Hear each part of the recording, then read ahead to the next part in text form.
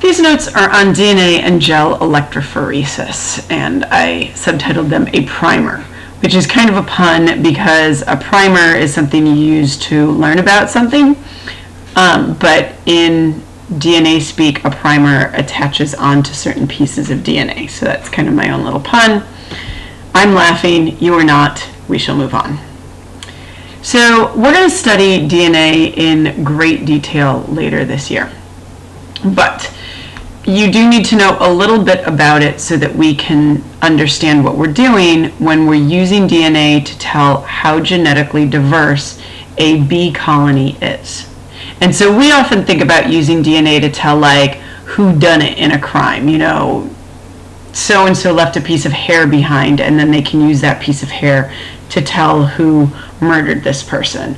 Or there are three dads or three men who may be the father of this child, and so we're going to use DNA to tell who the father of the child is.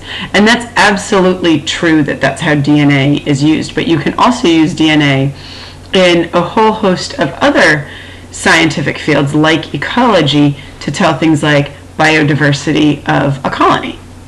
So that's what we're going to be doing with the bees. And so DNA is deoxyribonucleic acid. It's a molecule, and you can tell by the highlighted red letters why it is abbreviated as DNA. This is sort of a brief overview of where we find DNA in cells, in eukaryotic cells, cells that have a nucleus. So you have the nucleus here, and in the nucleus are these things called chromosomes, and each chromosome is made up of one gigundo long strand of DNA that kind of looks like this spiral staircasey thing. And we will get into the structure of DNA later in the year, and we're going to break it down, and you're going to learn all the different parts of a DNA molecule because it's a really important molecule. So DNA is an information providing molecule. What DNA does is it provides information to your cells to tell you to make certain proteins that, for example, give your eye a certain color pigment. And somebody else's DNA may tell them to make different proteins which would give their eye a different color pigment. And so you end up with people who have different eye color. Again, we're going to get into how they do that, or how DNA does that, later in the year. But one of the technicalities or details that you do need to know now in order to do gel electrophoresis is that DNA carries a negative charge, which means it can be affected by electricity, which has positive and negative charges.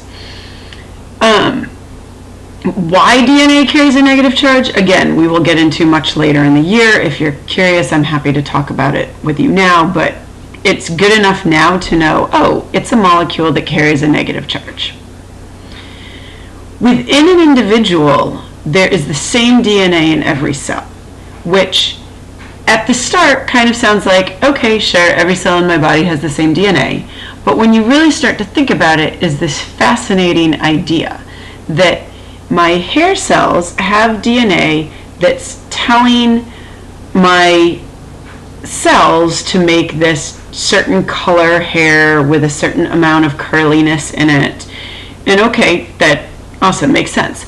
But my liver cells also have that same DNA with those same instructions for how to make my hair. But clearly my liver is not making hair. So that's pretty fascinating that cells know what to do where, even though they have all the instructions to do everything, or all the information to do everything in the body. But that's also why if I leave a hair behind at a crime scene, kind of going back to the crime scene thing, they can trace that hair to me because all of the information from all of my DNA is in that hair strand, those hair cells, not just information about a curly-haired, somewhat curly-haired, somewhat brown-haired person, which would narrow it down, but really wouldn't be the wealth of information that DNA evidence is. Between individuals, there's lots of similarities and some differences. So all of our cells have the same DNA telling our cells how to make molecules that we can then use for energy. Most of us have DNA telling our cells how to make 5 fingers on each hand. Most of us also have cells that tell our bodies, DNA that tells our bodies to make hair. So that DNA to make the hair, for example, is going to be the exact same DNA. But what's going to be different are little parts of the DNA that then, this person will be making curly hair, this person will be making straight hair, for example. And again, we're going to get into how DNA tells your body to do these things. Notice we're not even talking about genes that some of you have heard of yet. We'll get into all of that later. But just know, between individuals, there's a lot of similarities, but there are some differences, which is how you can tell one person's DNA from another person's DNA, or one bee's DNA from another bee's DNA, or one tulip's DNA from another tulip's DNA, unless an organism is cloned. And I'm not necessarily talking about laboratory cloning, although that's certainly something that's possible, but I'm talking about there are organisms like bacteria that split off from one another, and so they end up being different individuals with the same DNA. So that does happen. Potatoes, a lot of potatoes branch off from one potato, and so all those potatoes would have the same DNA. We're going to talk about potatoes later this year.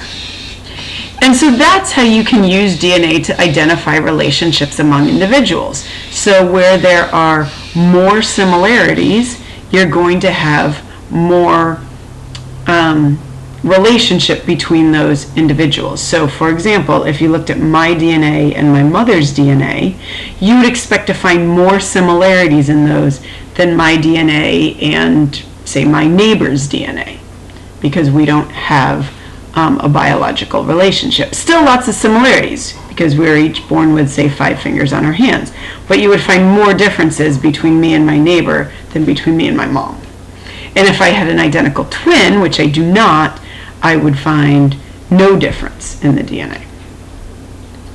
So you've maybe seen, like on CSI or some crime show, something that looks like this. This is called a gel. And up here are all these little wells, and this is where samples of DNA were loaded into the gel. Now, if you just put DNA in a gel, it's so big that it physically cannot move through the gel. Imagine putting spaghetti in a colander, right? The water can go through, but the spaghetti is just too big. So you have to chop the DNA up into different pieces, and you can do that in such a way that you get little pieces of DNA, but that, for example, let's go back to me and my identical twin, we can use things that will chop the DNA exactly, and so that's why we would then have identical bands. So for example, like these 2 lanes here look identical. Now, honestly, I pulled this picture offline. I don't know what they were running, but these could be like 2 identical twins, so that DNA got chopped up exactly. Whereas this one and this one would not be the same. And then that's where you could get into like, oh, well, these 2 are kind of similar. Like if you look at this lane here and this lane here, they have some similarities but some differences, so that could be like a parental or a sibling type of relationship. And the way it works is, imagine this gel, and it is like a gel, so think like Jell-O or something else gel-like. And the DNA moves through the gel, and the smaller pieces can move faster and farther. So imagine like playing blob tag. My children play this game where you like hook arms with friends and you move, right? The fewer friends you have hooked to you, the faster you can move. The more friends you have, the slower you can move. So if this is the start up here where all the DNA started, the longer segments end up in this region, okay? Lots of people attached to this blob, so they can't move really fast. And you run the gel for a certain amount of time, so at the end of that time, they just didn't get very far. The shorter segments all end up here because they can go faster in the time given. And so that's how you can separate DNA into pieces. You can tell how long those segments are, and if you know about DNA, like if this is what you do, you can really tell a lot about that individual that you're running. Or that DNA, I mean, it might not even be an individual. Last summer I was simply running strands of DNA to make sure I was getting the size strand I wanted. So, as I said, the more similar the bands, the more similar the DNA. So this is a gel electrophoresis kit, and this is what we're going to get to use in class. So this is the power supply here. Remember, we need an electric current. This electrode here, this is the negative end. This electrode over here is the positive end.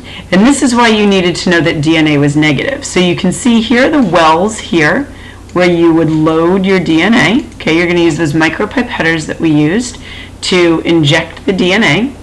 And then some people will say they use the term run to red, so like the DNA is running through the gel towards the red. If you remember from physical science, you know that negative is attracted to positive, so that's why the DNA, which carries a negative charge, is going to go through the gel in that direction and away from the negative electrode. So here is a separation of dyes. So this is something I did last summer. I didn't use DNA. I used different dyes, like that you might find in markers or pens or being used to dye your food, something like that. And in this case, I set the gel up with my wells in the middle of the gel. And some of my dyes ran that way, and some of my dyes ran that way. And so my wells were like right here. So this is an actual like blot of the gel after I ran them. So I kind of got those colors. This was a piece of like plastic where I had drawn where the different lines were. And so you can tell like this gel here, or I'm sorry, this dye here, there was 1, 2, 3 bands, and you can see those 1, 2, 3 there. So that dye had to have been a mixture of different dyes. Whereas this one here, there was only 1 band, so that one's right here. That one had to be 1 molecule. And so if you go back to this mixture of molecules, this would have been the largest molecule here. This would have been the shortest molecule here. And you can see by the way these line up, and also by the color, that's probably the exact same molecule. This was my positive end, and this was my negative end. And so can you predict which of these molecules are positive and which are negative? Go ahead and pause the video, see if you can figure that out. So these dyes would have all been negative because they are going towards the positive side. This molecule here, and I think it was probably all the exact same molecule, would have been positive because it's going towards the negative side. So see if you can figure out, and we can talk about it in class, why I would have put my wells in the middle of this gel, whereas when we do DNA, we're going to put the wells at the negative side of the gel.